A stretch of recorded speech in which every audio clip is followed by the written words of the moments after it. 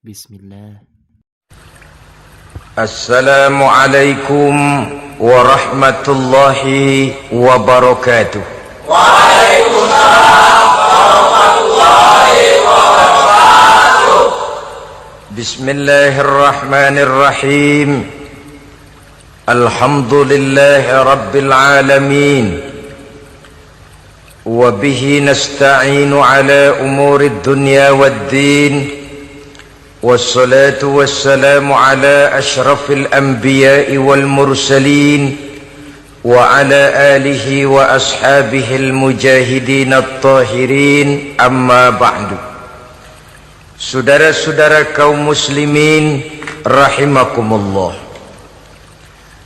pembangunan fisik material yang tanpa diimbangi dengan nilai-nilai agama sering cenderung membentuk manusia yang materialistis. Tolok ukur dan sudut pandang dari segala persoalan hanya terbatas kepada benda yang nyata yang berada di sekitarnya. Akibatnya muncullah pola hidup konsumer yang tujuannya tidak lain adalah prestise, harga diri, kebanggaan, dan kemegahan. Maka terjadilah perlombaan di dalam mengejar sesuatu yang bernama materi. Mereka menyangka bahwa itu semua dapat mengekalkan kebahagiaan, dapat menunjang kehidupan yang langgeng. Ada yang berlomba-lomba mengejar-ngejar harta. Seluruh waktu dalam hidupnya habis untuk mengejar harta. Tidak peduli siang atau malam, sore atau pagi. Sujud tidak lagi sempat, Allah dilupakan dengan agama jauh.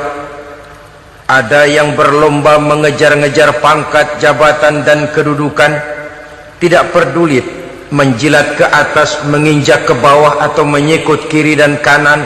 Bahkan teman pun jadi lawan, lawan pun jadi teman. Bukan soal, yang penting pangkat terkejar. Ada yang berlomba memperbanyak kendaraan, sejak dari jet pribadi, pesawat, kapal pesiar, sampai kepada mobil-mobil mutakhir. Ada yang berlomba memperbagus rumahnya, ada yang berlomba memperbanyak istri dan anak-anaknya. Seluruhnya tenggelam di dalam perlombaan yang menurut ukuran mereka akan mendatangkan prestise, kemegahan, dan kebanggaan. Allah subhanahu wa ta'ala menegur, memberikan peringatan dalam surah yang pendek, yaitu surah At-Takatsur. Alhaakumut takatsur hatta zurtumul maqabir kalla sawfa ta'lamun. Alhaakum ay syagalakum an ta'ati rabbikum.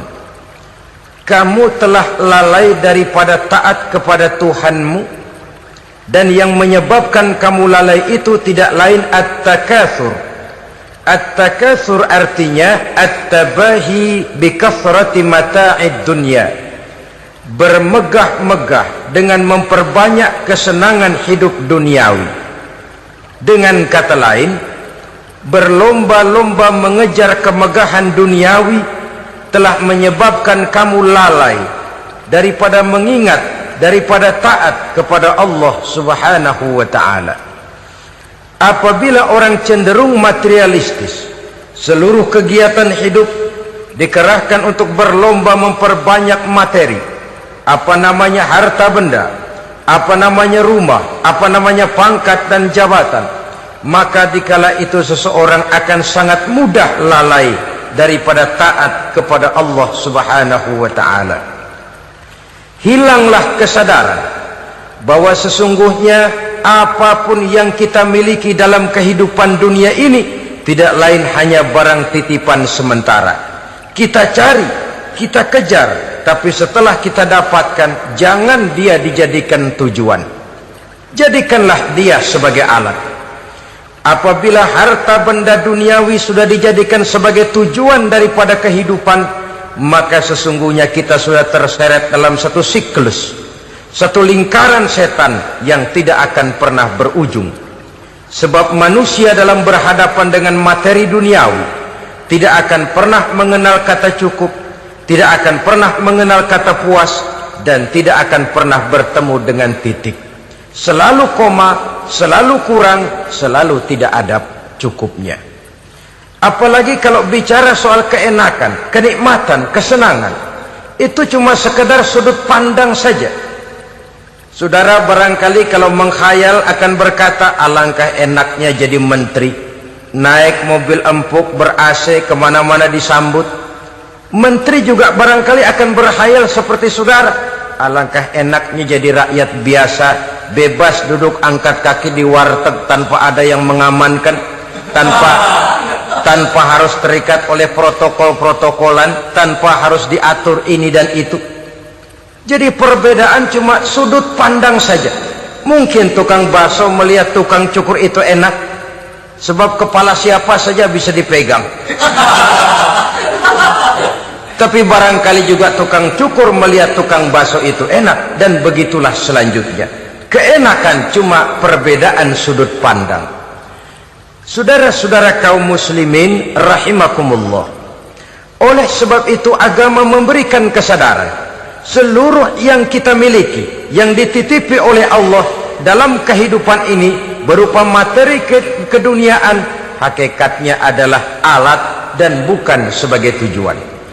Apabila alat sudah kita jadikan tujuan, kita akan terjebak ke dalam satu perlombaan yang justru akan mencelakakan kita sendiri. Inilah yang saya maksud dengan sirkuit celaka. Perlombaan yang hanya membuat kita jerih, payah, keringat bercucuran, tenaga terkuras, tapi tidak akan pernah sampai ke garis finish. Karena memang tidak ada garis finishnya. Betapapun jauhnya satu perlombaan, dia mesti punya garis finish. Tapi kalau sudah at-takatsur, berlomba bermegah-megah diri, maka barangkali tidak akan pernah ada garis finishnya. Kita akan terseret dalam lingkaran setan, berputar di seputar itu tanpa tahu kapan berhenti dan di mana titiknya. Agamalah yang memberikan kesadaran. Alhaakumut takatsur, bermegah-megahan telah membuat kamu lalai daripada taat kepada Allah Tuhanmu. Semua sadar bahwa kita diciptakan tidak lain adalah untuk mengabdi kepada Allah.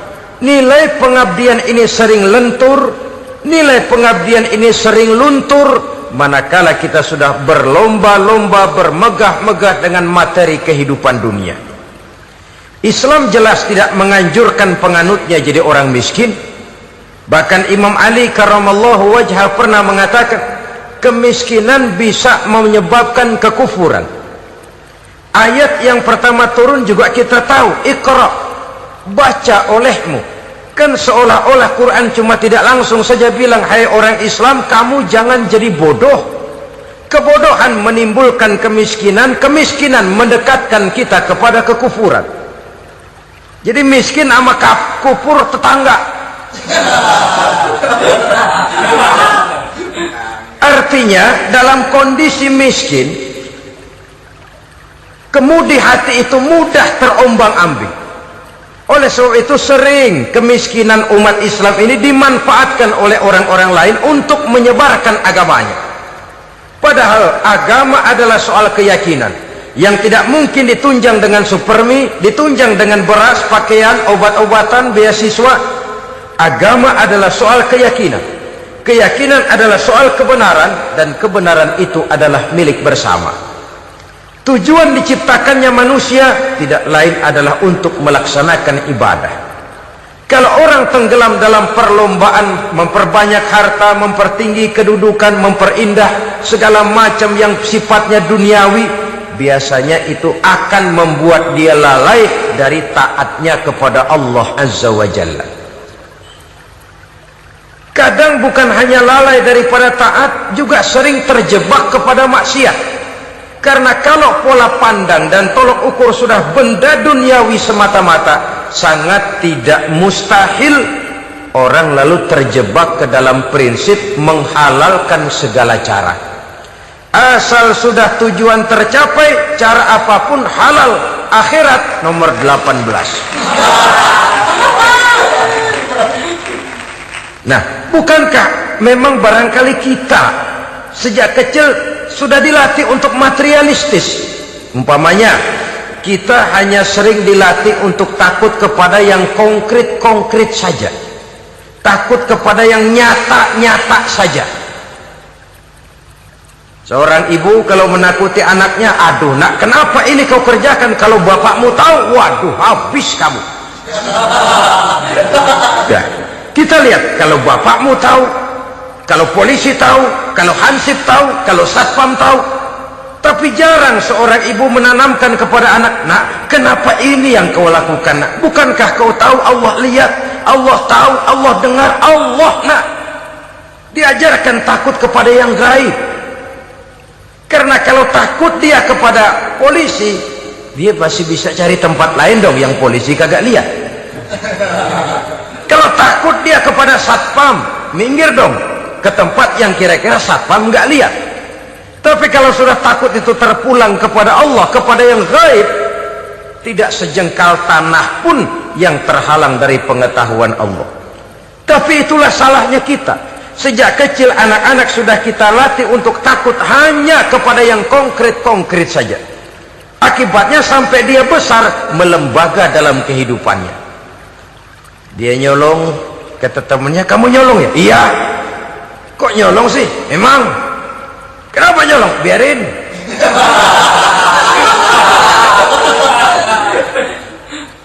Kamu kan tahu Allah lihat? Tahu. Kenapa nyolong juga? Biarin. Asal orang jangan lihat. Kalau Allah mah lihat, dia kagak ribut. Allah enggak ribut katanya.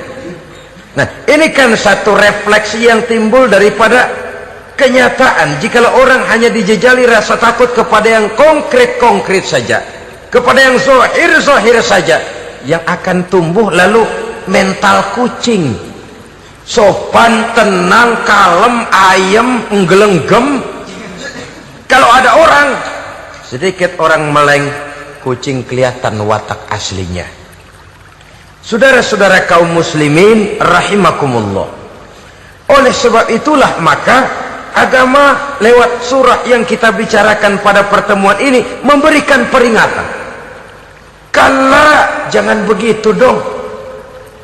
Kamu boleh mencari dunia, silahkan cari harta yang banyak, cari pangkat yang tinggi, tapi jangan itu membuat kamu lalai daripada taat terhadap Allah subhanahu wa ta'ala.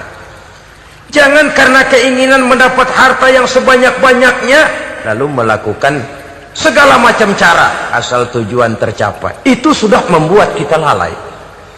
Jangan karena ingin mengejar kedudukan yang tinggi lalu jilat atas injak bawah, nggak mempan jilat, dukun dipakai.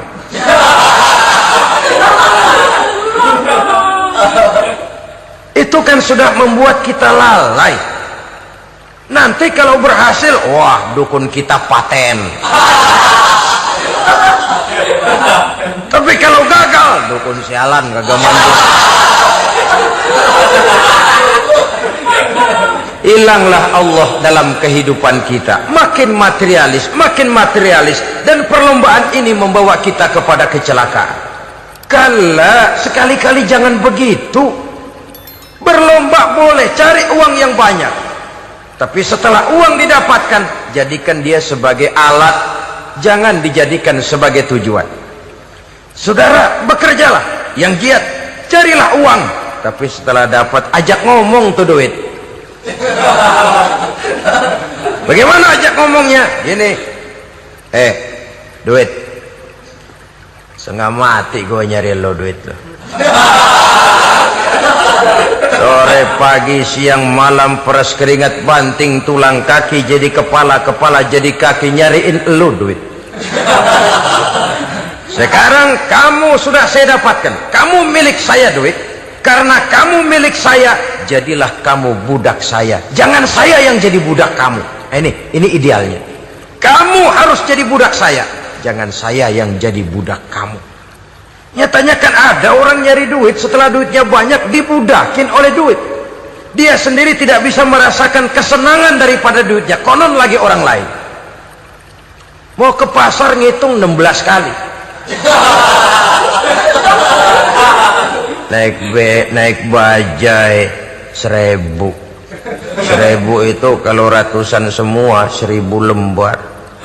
Hitung-hitung, mendingan jalan kaki. Jalan kaki tengah hari bolong, panas, kan dibudakkan oleh uang. Cari karier, kejar pangkat, kejar kedudukan. Setelah ditemukan itu, jadikan dia sebagai alat, jangan dijadikan tujuan. Pangkat kau milikku, karena kau milikku kau harus jadi budakku, jangan aku yang jadi budak kau. Pangkat suatu saat dia harus lepas dari kita, jiwa ini lapang. Kenapa? Dahulu pun ketika lahir ke dunia tidak ada pangkat yang kita sandang, dahulu pun ketika lahir ke dunia tidak ada harta yang kita bawa. Jadi harta itu, pangkat itu, kedudukan itu ada dalam hati, tapi tidak berurat dan berakar. Kalau dia berurat dan berakar dalam hati, berat misah sama harta itu. Berat. Sekedar ngasih fakir miskin cepet juga berhitungnya 17 lembar.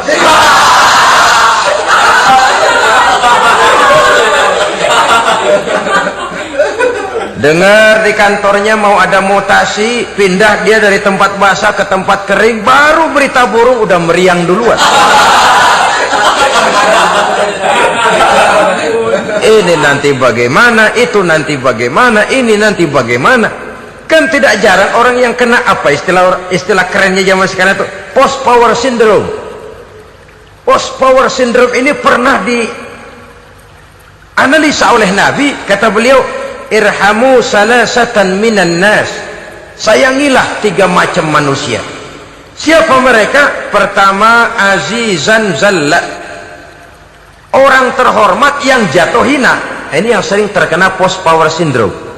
Biasa kemana-mana dikawal, dihormati, datang ke tempat ini protokol siap, ini serba diatur semua, serba beres. Begitu jabatan selesai atau pensiun, habis orang gak indah-indah. Dia lihat orang diemin aja, orang diemin dan orang tonton. Ini kalau nggak kuat mentalnya, itu kena post power syndrome. Akibatnya ya bisa jantungan, bisa leper, bisa darah tinggi.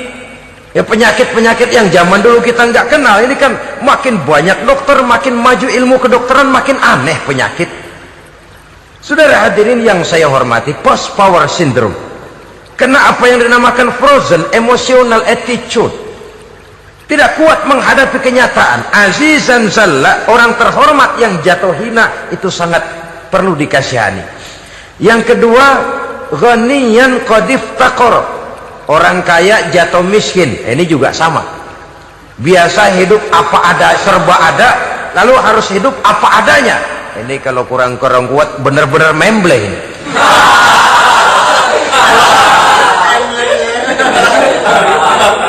Kalau tidak kuat mentalnya, biasa hidup serba enak, serba nikmat, cuma kerjanya neken cek, main apa itu kredit card, macam-macam fasilitas dipunyai, tahu-tahu jatuh bangkrut, jatuh miskin.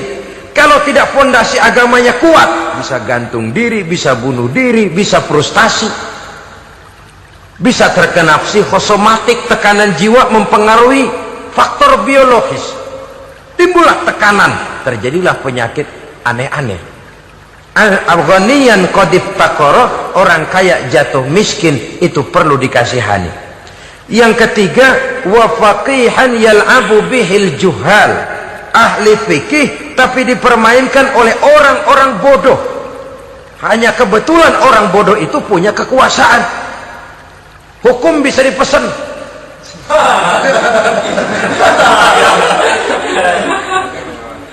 Aturannya haram, Ustaz, ada haram dikit aja dah.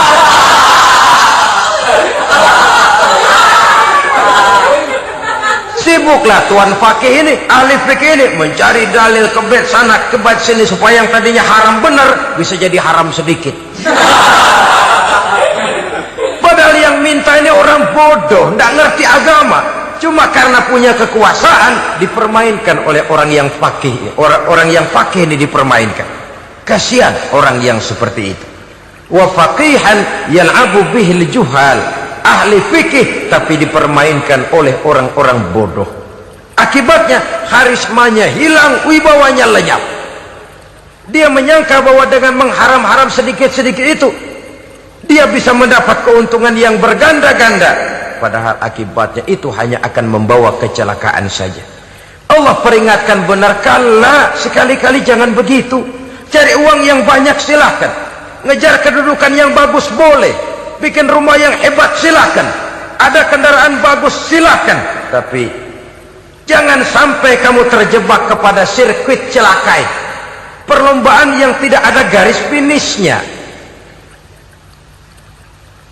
Sering dicontohkan orang menghayal, melamun, kamu kenapa nggak mau ibadah? Lah bagaimana mau sembahyang, saya di Jakarta masih ngontrak.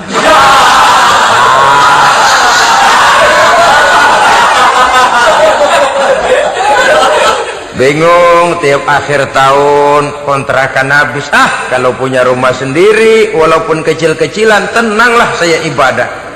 Baiklah, oleh Allah diberikan rezeki, bisa bikin rumah walaupun kecil-kecilan. Sudah punya rumah sendiri, belum juga ibadah, apalagi mulur lagi. Habis bagaimana mau sembahyang, rumah kecil banget. Pinggir kali, asal hujan bocor ya.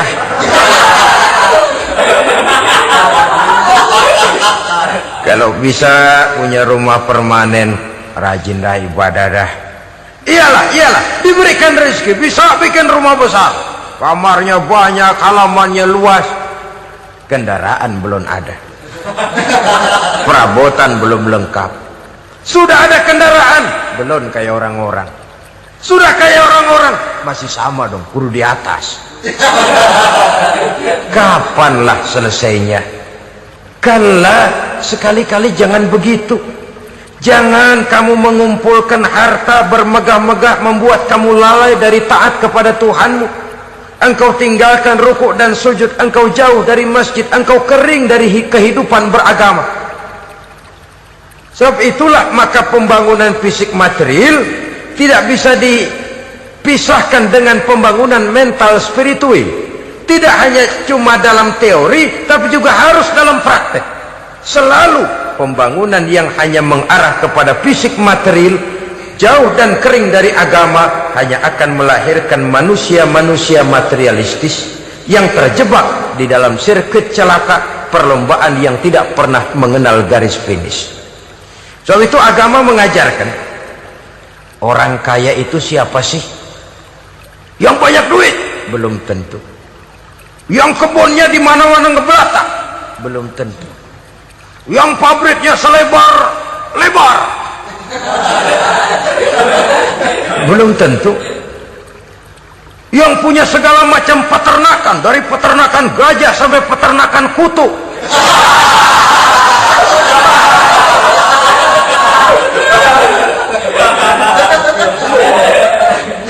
Belum tentu.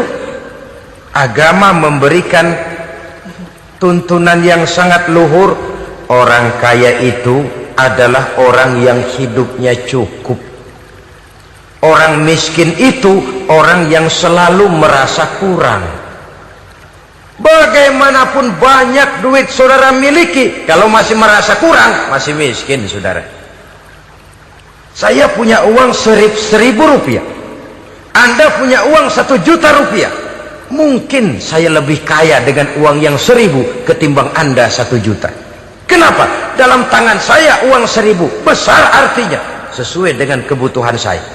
Tapi di tangan Anda uang 1 juta, kebutuhan Anda lebih besar daripada itu lagi. Maka agama mengajarkan sifat qanaah, merasa cukup, dan itulah sumber kekayaan yang hakiki. Orang kaya adalah orang yang hidupnya cukup.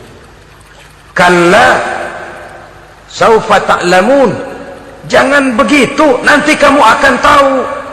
Summa kalla saufa ta'lamun, jangan sekali-kali begitu, suatu saat kamu pasti akan tahu. Kalla law ta'lamuna ilmal yaqin thumma latarawunnaha 'ainal yaqin thumma latus'alunna yawma idzin 'anil na'im. Nah, kapan perlombaan ini akan menyadarkan orang biasanya? Hatta zurtumul maqabir, sampai kamu dekat ke liang kubur. Itu biasanya kalau istilah orang sekarang baru ngeh. Asal sudah napas sampai tenggorokan disambung dengan selang, sudah Senin Kemis dibantu dengan alat picu jantung, gerak gerak gerak gerak, sudah kayak orang mau gergaji kayu. Dikala itu barulah sadar orang biasanya. Dan kesadaran semacam itu kesadaran yang terlambat, kesadaran ala Fir'aun. Fir'aun selagi hidup diajak beriman dan nehi aja.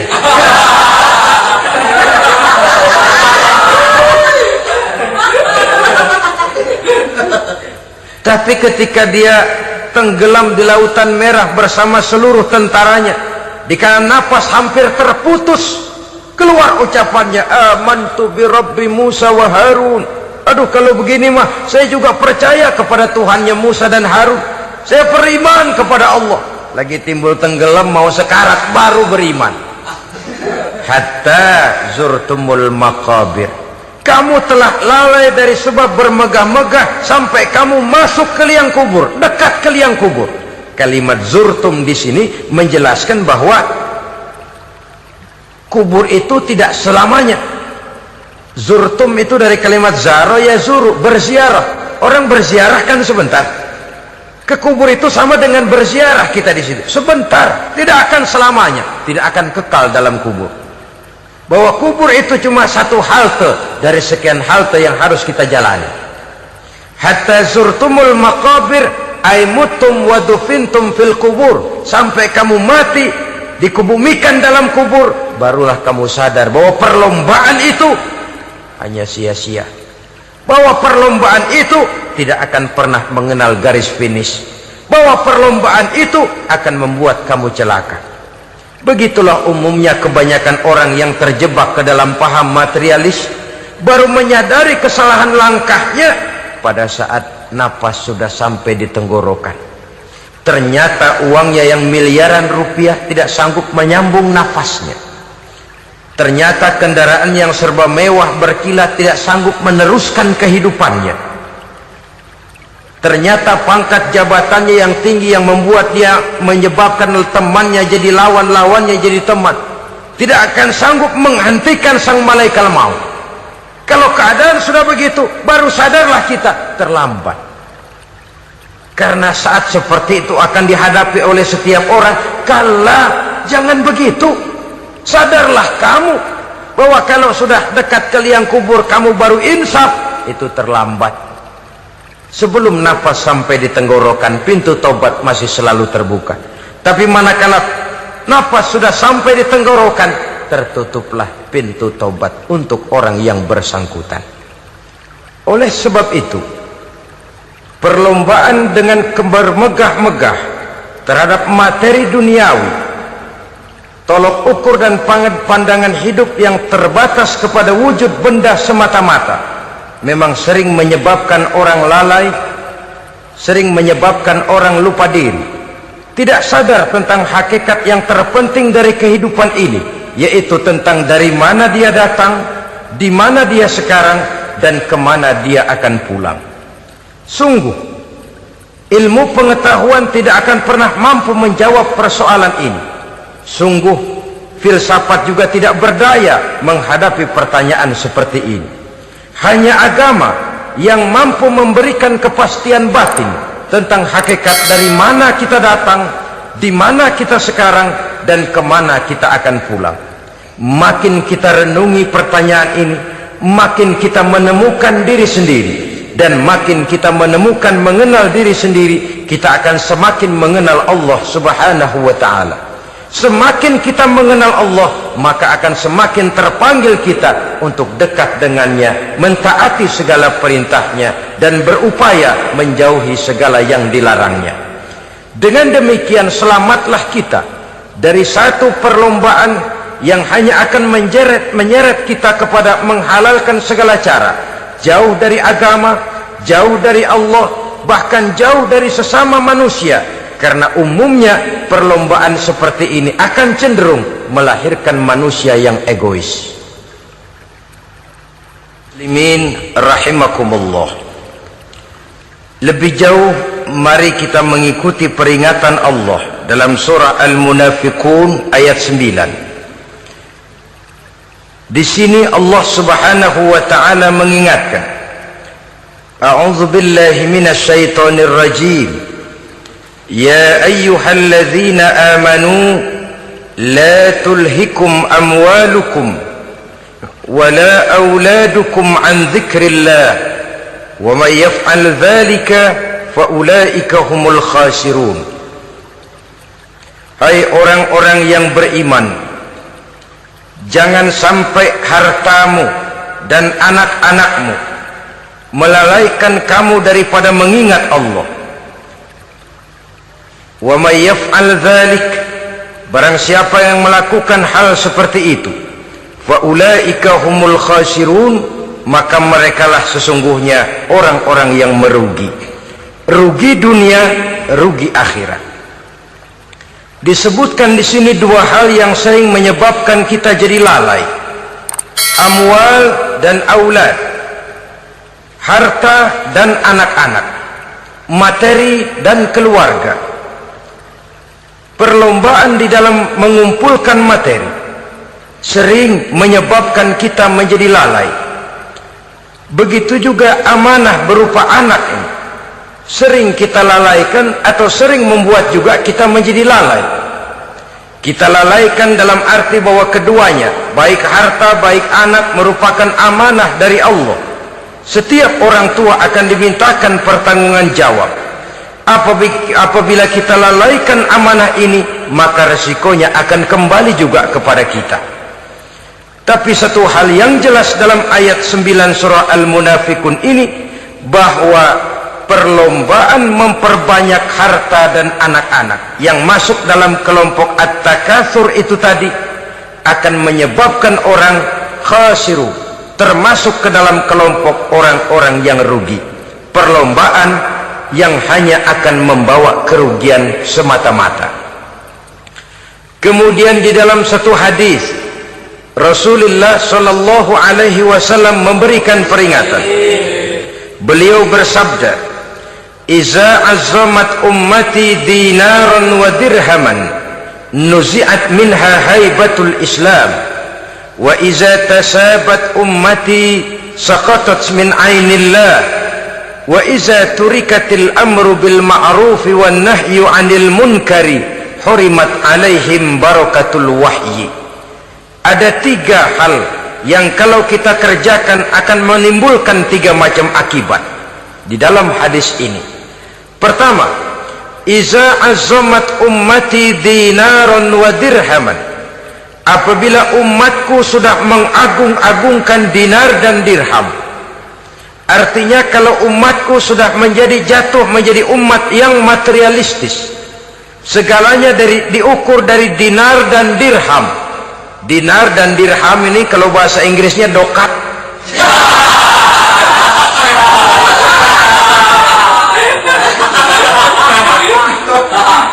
Segalanya diukur dari segi dinar dan dirham saja.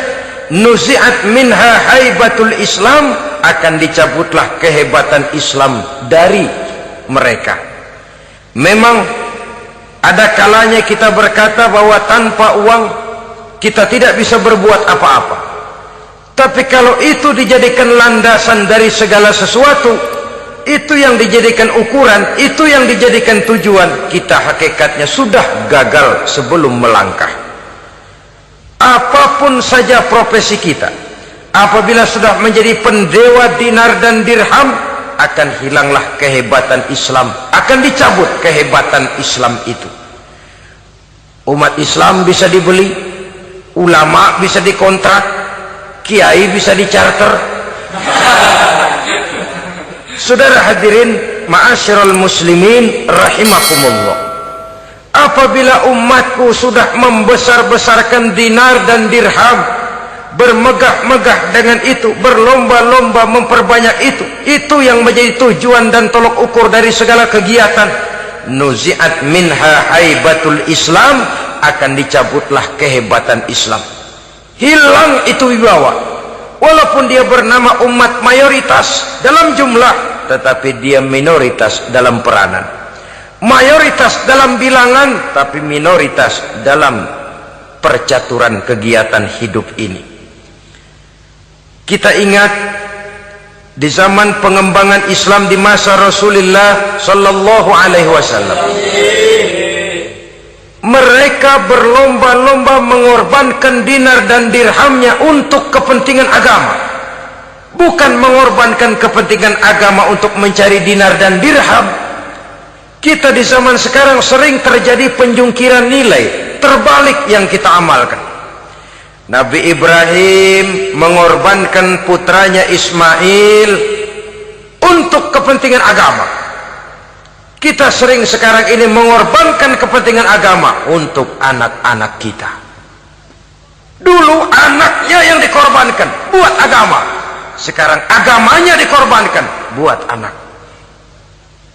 Dulu dinar dan dirham dibelanjakan untuk menopang agama, sekarang agama dijadikan alat untuk mencari dinar dan dirham. Saudara-saudara kaum muslimin rahimakumullah, memang apabila dinar dan dirham digunakan untuk penyangga perjuangan, itulah idealnya. Saya katakan tadi, dinar, dirham, uang, dunia cuma sekedar alat, bukan sekedar tujuan. Kita memerlukan alat ini. Membangun pesantren tidak cukup dengan semangat, membangun rumah sakit Islam tidak cukup dengan pidato, membangun masjid tidak cukup dengan semangat menggebu-gebu. Kita perlu semen, kita perlu pasir, kita perlu batu kali, kita perlu besi, dan itu semua beli. Tidak turun dari langit seperti turunnya embun di waktu pagi. Tidak mungkin rumah sakit Islam muncul ke permukaan hanya dengan simsalabim abracadabra.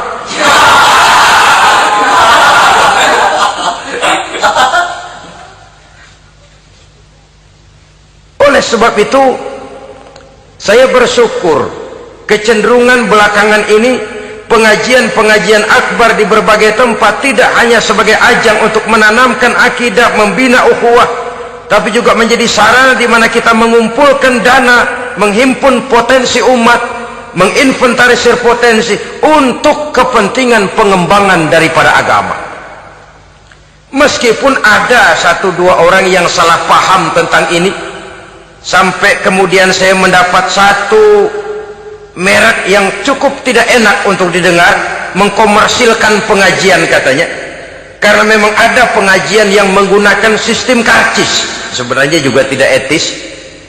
Undangan berikut infak yang seluruh hasilnya digunakan buat kepentingan agama, apakah itu rumah sakit, apakah itu madrasah, apakah itu masjid, dan satu sen pun saya tidak menuntut bagian dari itu. Saya malah berprinsip, sepanjang saya masih laku untuk dijual dan itu memang buat kepentingan agama, persilahkan jual saja, asal buat masjid, pesantren, madrasah, rumah sakit Islam, kegiatan syiar dan dakwah, silakan. Tapi kalau sudah dijual buat kepentingan pribadi, memperkaya diri sendiri, tentunya dunia akhirat sulit untuk ridho kepada tingkah laku yang semacam itu. Kita memerlukan dana, umat di daerah membangun memerlukan dana, dan dana itu tidak hanya datang begitu saja. Kita bersyukur bahwa untuk menghadiri pengajian sekarang ini orang mau mengeluarkan uang, mau memberikan infak dengan ikhlas, tidak dengan keterpaksaan. Kenapa tidak? Sehingga ini lalu diinventarisir untuk kepentingan pembangunan agama. Ratusan juta rupiah terkumpul dari pengajian-pengajian rutin ini, pengajian-pengajian akbar ini. Puluhan masjid terbantu, rumah sakit Islam terbantu, musola selesai. Ya walaupun tidak lalu semuanya beres, tapi gemaknya itu sudah cukup menyentuh untuk menyadarkan orang bahwa harta baru kekal kalau dia sudah dibelanjakan di jalan Allah. Nah, yang celaka kalau dinar dan dirham itu yang dijadikan tujuan. Mengadakan pengajian semata-mata untuk cari uang, uangnya buat kantongnya dewe. Itu yang membuat dicabutnya kehebatan Islam itu. Segalanya diukur dari sudut itu. Sehingga ketika seseorang datang bertanya tentang hal-hal yang berkaitan dengan ini, maka hal semacam ini sesungguhnya satu nikmat yang perlu kita syukuri sepanjang menginventarisir potensi umat benar-benar digunakan buat kepentingan daripada agama kita. Jadi peringatan tegas dari Nabi ini, iza azzamat ummati dinaron wa dirhaman nuzi'at minha haibatul Islam. Apabila umatku sudah mengagung-agungkan dinar dan dirham, maka akan dicabutlah kehebatan Islam dari tengah-tengah mereka. Remeh saja orang memandang kita, enteng saja orang memandang kita. Satu. Yang kedua, peringatan Nabi, wa iza tasabat ummati saqatat min ainillah. Apabila umatku sudah saling mencaci maki, apabila umatku sudah saling berbantah-bantahan, saqatat min ainillah, jatuhlah mereka dalam pandangan Allah. Kalau sesama umat ini sudah saling menjelekkan, apakah yang menjelekkan itu lebih bagus dari yang dijelekkan di hadapan Allah? Dua-duanya sama rendahnya.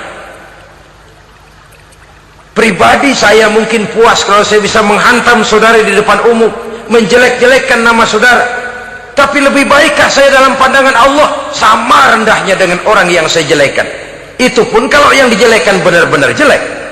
Kalau cuma sekedar fitnah, wah, lebih celaka lagi nasib si orang itu tadi. Ini artinya menyadarkan kita bahwa umat ini sudah diikat dengan akidah.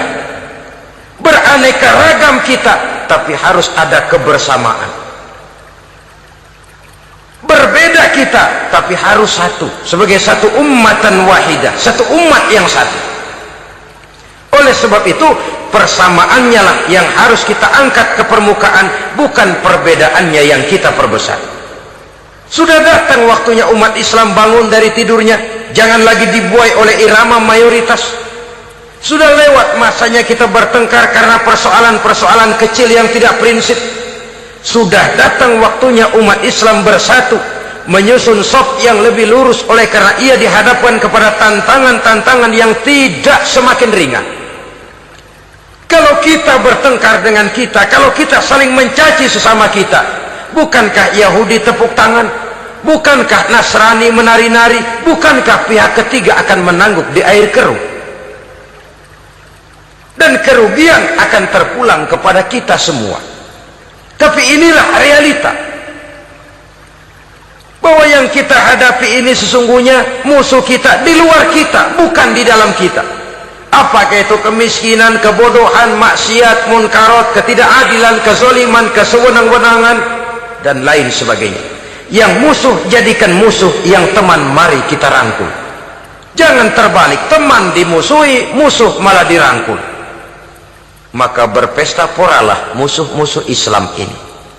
Saudara-saudara kaum muslimin rahimakumullah, Nabi memperingatkan dengan tegas, wa iza tasabat ummati saqatat min ainillah. Jikalau umatku sudah saling mencaci maki, sudah saling berbantah-bantahan, jatuhlah mereka dalam pandangan Allah.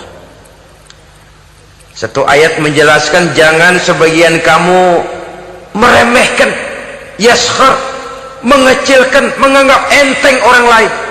Boleh jadi yang dihina, diremehkan, dianggap enteng itu nilainya lebih bagus daripada yang menganggap enteng. Hakikat segala sesuatu itu cuma kembali kepada Allah. Di sanalah penilaian finalnya. Manusia hanya melihat yang zahir. Makin banyak harapan hidup ini kita gantungkan kepada manusia, makin banyak kita harus bersiap untuk kecewa. Saudara-saudara kaum muslimin rahimakumullah. Kemudian yang ketiga peringatan dari baginda Nabi, wa iza turikatil amru bil ma'rufi wan nahyu 'anil munkari hurimat 'alaihim barakatul wahyi. Apabila amar ma'ruf dan nahi munkar telah ditinggalkan, maka akan hilanglah keberkahan wahyu, akan hilanglah keberkahan Quran, akan sirnalah keberkahan agama. Amar ma'ruf dan nahi munkar ditinggalkan, artinya di tengah masyarakat sudah tidak ada lagi yang menyerukan ini baik, ini tidak baik, ini halal, itu haram. Mari kita sholat, mari makmurkan taklim, santuni yatim piatu, makmurkan masjid. Seruan ke arah itu tidak lagi terdengar. Sementara tinggalkan judi, tinggalkan minuman keras, jauhi zina, seruan semacam itu pun tidak lagi terdengar. Maka hilanglah keberkahan wahyu itu. Karena amar ma'ruf dan nahi munkar merupakan bagian daripada ajaran agama kita. Menjadi sponsor dari segala macam kebajikan dan menjadi penghalang daripada segala macam kemunkaran sesuai dengan batas kemampuan yang kita miliki masing-masing. Nah, saya kembali kepada persoalan pokok di awal pembicaraan tadi. Bagaimana jalan keluarnya? Jalan keluarnya tidak lain adalah upaya. Bagaimana kegiatan yang sifatnya fisik material ini diimbangi dengan kegiatan yang bersifat mental spiritual. Upaya menghidupkan majelis-majelis taklim, upaya memakmurkan masjid-masjid sebagai laboratorium rohani untuk mewujudkan keseimbangan dalam pola pikir yang akan berlanjut dalam gerak hidup yang kemudian akan tertuang dalam segala perbuatan manusia. Apabila sudah terwujud kepincangan dalam pola pikir, akan pincanglah caranya bertindak dan berbuat, akan pincanglah pandangan hidupnya, akan pincanglah orientasinya di dalam kehidupan ini. Oleh karena itu, Islam dalam berbagai aspek kehidupan mengajarkan sistem keseimbangan. Mencari harta boleh, tapi tidak boleh keluar dalam kerangka fastabiqul khairat. Berlomba-lomba silahkan, tapi untuk kebaikan. Bukan untuk bermegah-megah, bukan untuk menumbuhkan gengsi, bukan untuk meninggikan prestise dan harga diri, tapi fastabiqul khairat, berlomba-lomba di dalam mengejar kebajikan, di dalam menyebarkan kebaikan. Bukan sekedar berlomba-lomba, tapi tolong menolong, bantu membantu. Ta'awanu 'alal birri wat taqwa wa la ta'awanu 'alal ismi wal udwan. Bertolong-tolonganlah kamu di dalam kebaikan dan takwa, jangan bertolong-tolongan di dalam perbuatan dosa dan permusuhan. Kerjasama di dalam kebaikan, kerjasama di dalam ketakwaan. Ada satu contoh yang menarik bahwa umat Islam di dalam ia menjalin kebersamaan itu harus seperti orang main sepak bola. Saudara lihat, orang main sepak bola, kalau pertandingan belum dimulai, silakan kumpul di luar lapangan, atur strategi yang baik. Tapi kalau pertandingan sudah dimulai, turun ke lapangan hijau, jangan kumpul terus. Masa ada sepak bola gotong royong, groyok ke sana, groyok ke sini, ya kalah terus. Harus ada yang jadi penyerang tengah, kan begitu toh sepak bola. Harus ada yang jadi kiri luar, kanan dalam, striker, back, penjaga gawang. Yang penting kerjasama, teamwork, lalu mampu menciptakan operan-operan. Yang jadi back jangan ngiri sama yang jadi penyerang tengah. Jangan hasut, sebab bagaimanapun juga andai kata si penyerang tengah berhasil menjaringkan bola ke gawang lawan, kan kemenangan bukan kemenangan satu orang, kemenangan satu kesebelasan, kemenangan satu tim. Ini yang sering terjadi, back ngiri sama penjaga gawang, lalu penjaga gawang ngiri sama penyerang tengah, penyerang tengah ngiri sama kiri luar. Ya kapan mau menggolkan ke gawang lawan? Kita ini satu kesebelasan, posisi boleh berbeda. Umat Islam itu harus ada yang jadi camat, lurah, bupati, gubernur, menteri, jadi jenderal, jadi konglomerat, jadi pengusaha, jadi teknokrat. Yang penting kerjasama, teamwork, mampu menciptakan operan-operan yang akurat. Diego Armando Maradona, enggak pakai dia, enggak. Itu katanya maha bintang, gagah, hebat, bintang lapangan hijau. Kapan Maradona hebat? Kalau ditunjang oleh 10 temannya yang lain, merupakan satu kesebelasan. Bagaimanapun hebatnya Diego Armando Maradona, kalau dia sendirian lawan satu kesebelasan, remek.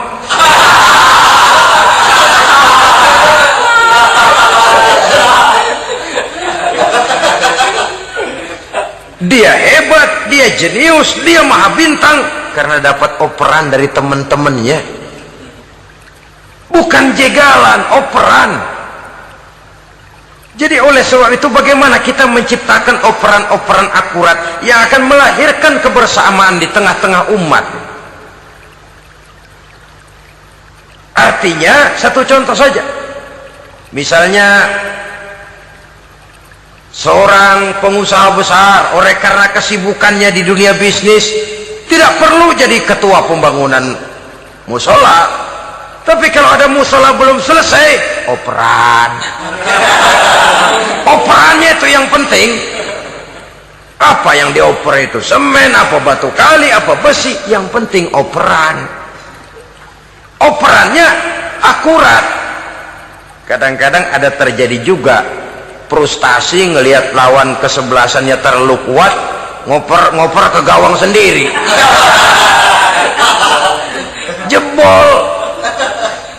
Kan sering terjadi begitu. Muslim didukung oleh umat Islam, ketika punya posisi menguntungkan malah mempersulit Islam.